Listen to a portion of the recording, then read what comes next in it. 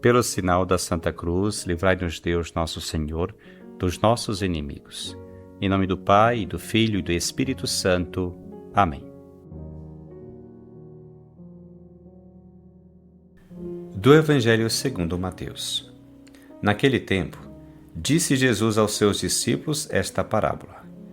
O reino dos céus é como a história do patrão que saiu de madrugada para contratar trabalhadores para a sua vinha. Combinou com os trabalhadores uma moeda de prata por dia e os mandou para a vinha. Às 9 horas da manhã, o patrão saiu de novo, viu outros que estavam na praça, desocupados, e lhes disse: Ide também vós para a minha vinha, e eu vos pagarei o que for justo. E eles foram. O patrão saiu de novo ao meio-dia e às 3 horas da tarde e fez a mesma coisa. Saindo outra vez pelas 5 horas da tarde, encontrou outros que estavam na praça e lhes disse: Por que estáis aí o dia inteiro desocupados? Eles responderam: Porque ninguém nos contratou. O patrão lhes disse: Ide vós também para a minha vinha.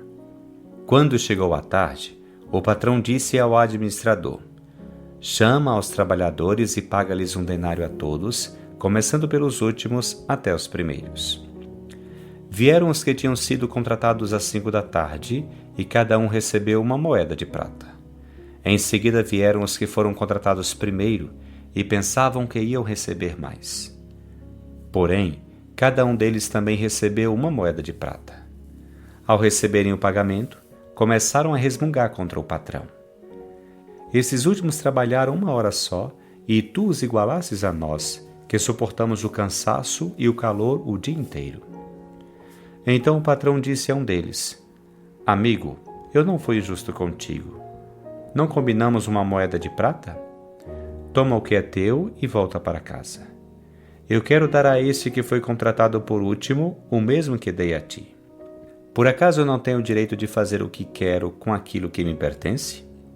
Ou estás com inveja porque eu estou sendo bom? Assim, os últimos serão os primeiros e os primeiros serão os últimos.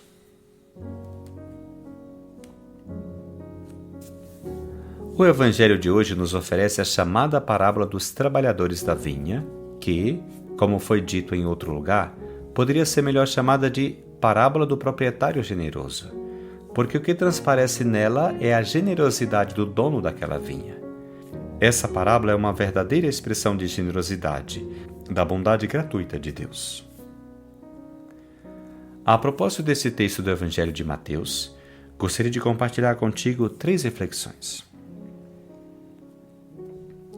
Em primeiro lugar, a lógica da parábola é a seguinte: um proprietário de terras contrata vários trabalhadores para trabalhar em sua vinha, alguns ao amanhecer, outros ao meio da manhã, outros ao meio da tarde e outros ao pôr do sol. Surpreendentemente, ao final do dia, o proprietário paga a todos o mesmo salário, de 1 denário, o que provoca um protesto significativo daqueles que foram inicialmente contratados. A imagem usada na parábola é facilmente identificável.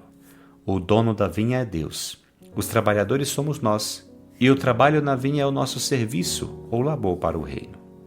O ponto de comparação da parábola, isto é, o cerne da questão, é esse denário. Para nós, com a nossa lógica muito humana de eu dou para que me des, isso evoca um sentimento de injustiça.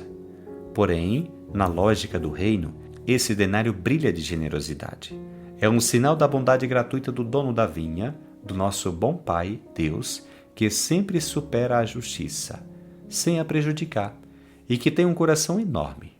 Não é um Deus arbitrário, muito menos injusto, mas um Pai amoroso que sempre estende a mão a todos os que o buscam sinceramente.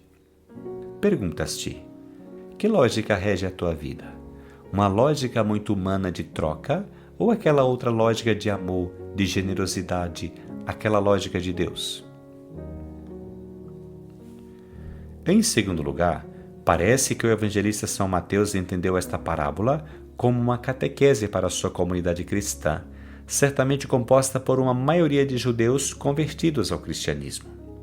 A parábola pretende ajudá-los a compreender algo muito importante: que o novo povo de Deus, a Igreja, não é constituído apenas por eles, os judeus, os israelitas, os primeiros chamados a trabalhar na vinha, mas também por gentios, pagãos, chamados à última hora e que todos são iguais perante a Deus.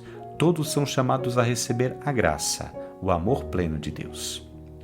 No entanto, parece que a parábola dos lábios de Jesus foi captada em um contexto diferente, uma polêmica com os fariseus.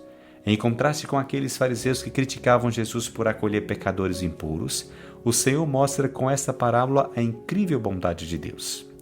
Eles, os rabinos, os escribas, os fariseus, os judeus herdeiros das promessas de Deus, seriam os primeiros trabalhadores contratados. E aqueles pecadores que Jesus veio buscar e salvar seriam os últimos trabalhadores, mas como aqueles, igualmente convidados a participar plenamente da boa nova e a receber aquela graça e aquela bênção de Deus. É por isso que Jesus conclui: os últimos serão os primeiros e os primeiros serão os últimos. Ou seja, os últimos, pecadores, marginalizados, gentios, impuros, são agora os primeiros a receber a boa nova.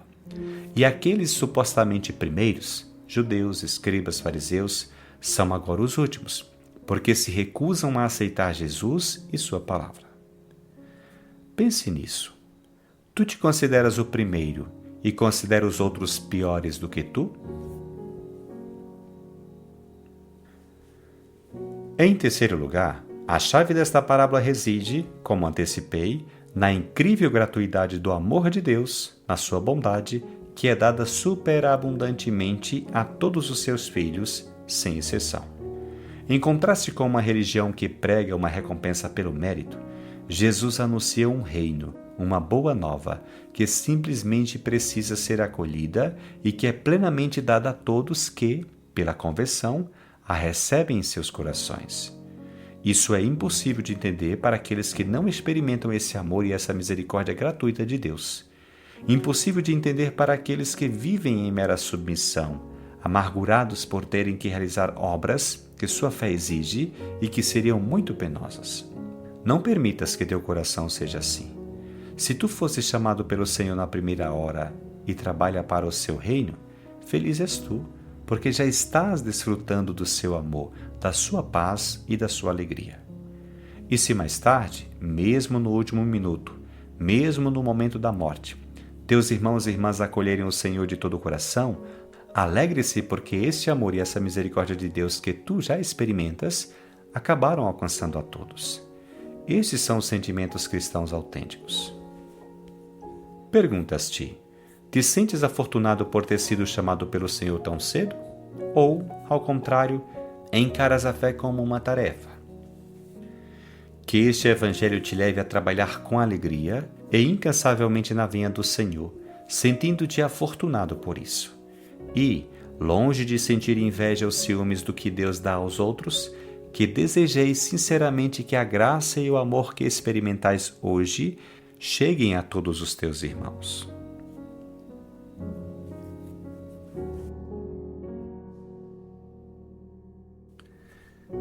Que o Senhor te abençoe, te livre de todo mal e te conduza à vida eterna. Amém.